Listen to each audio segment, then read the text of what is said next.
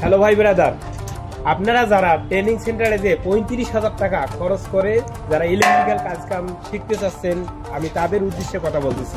35,000 টাকা দিচ্ছেন, প্লাস আপনার পকেট খরচ যাচ্ছে, আপনার ঘর ভাড়া যাচ্ছে, আপনার মনে করেন যে খাওয়া দাওয়া খরচ যাচ্ছে।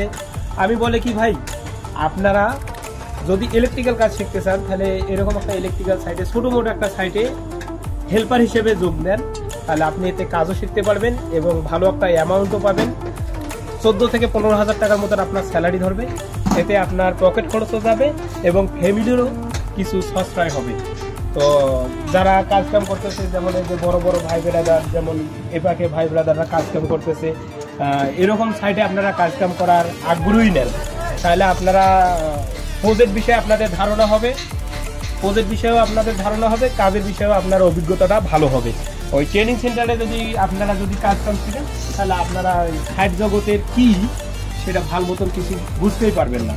তো যদি ভালো লাগে ভিডিওটা, অবশ্যই লাইক কমেন্ট করবেন।